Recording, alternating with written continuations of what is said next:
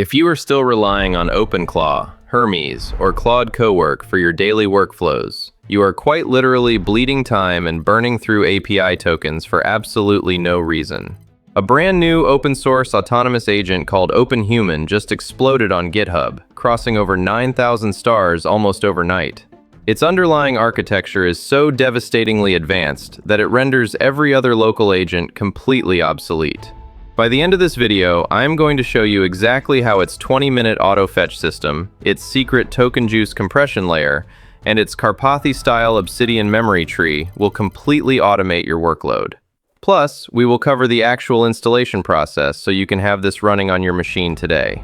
To understand why OpenHuman is such a massive, irreversible game changer, we first have to look at the fatal flaw of the current AI market. If you have ever set up OpenClaw or Hermes, you know the absolute pain. They are terminal first, clunky, and most importantly, their memory is completely reactive. They just sit there doing nothing until you give them a prompt. Then they scramble to find your data, read your files, and desperately try to understand your context. Claude Cowork is a great alternative, but it is entirely proprietary and strictly isolated. The common nightmare across all of them is that context loading is manual, incredibly slow, and financially expensive. You are constantly forced to re-explain your own business architecture to your own AI. Enter OpenHuman. This is a fully open-source system built primarily on Rust and TypeScript. But the biggest differentiator here is not a terminal interface. It is a clean, native desktop experience designed to be relentlessly proactive. OpenHuman is not just a hidden background script. It provides a desktop mascot, but this is absolutely not a gimmick. It features native speech-to-text via Whisper and text-to-speech via ElevenLabs. Here's your latest email, Schwackham buys, from Google. Subject: Security alert date, May 16th, 2026. It can literally join your Google Meets as a real participant, listen to the conversation, and react to its surroundings. Imagine an AI attending your most boring stand-up meetings and taking perfect context notes while you casually code on your machine in the background. But the back-end architecture is where the absolute magic happens. OpenClaw waits for you to install clunky plugins. OpenHuman natively integrates with over 118 third-party applications via simple one-click OAuth. Gmail, Notion, GitHub, Slack, Jira, Linear, they all connect instantly. And here's their biggest architectural flex, the 20-minute auto-fetch loop. You do not need to write prompts or complex polling scripts. Every 20 minutes, OpenHuman silently scans all your connected accounts in the background and pulls fresh data. When you sit down at your desk in the morning, the agent already has tomorrow's context. It has already read your emails, tracked your GitHub issues, and synced your Slack messages before you even touch your keyboard.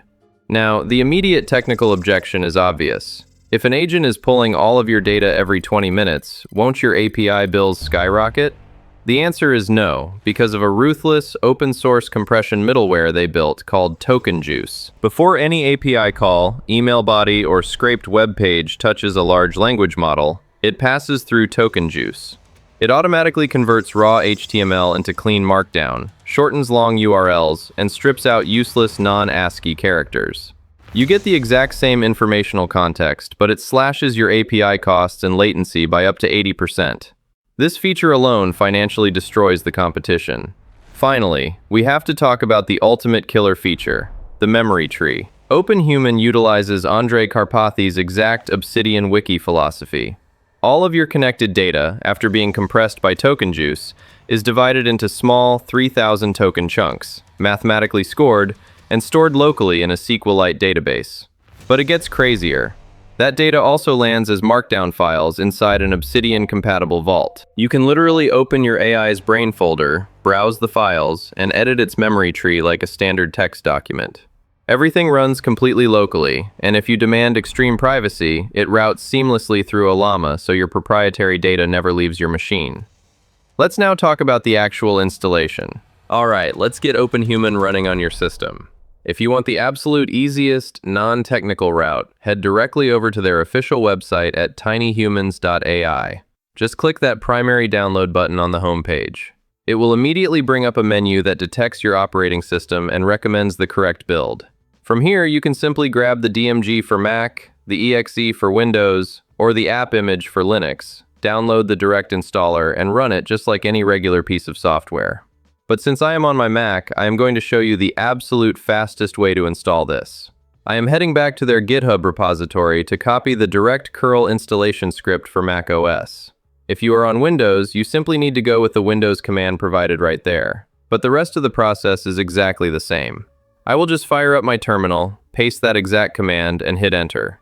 The script takes over completely. It automatically detects my Apple Silicon architecture, downloads the latest release, verifies the file integrity, and seamlessly installs the app right into my applications folder.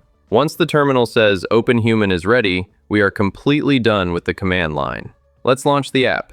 You are immediately greeted by a clean welcome screen and your new interactive AI mascot.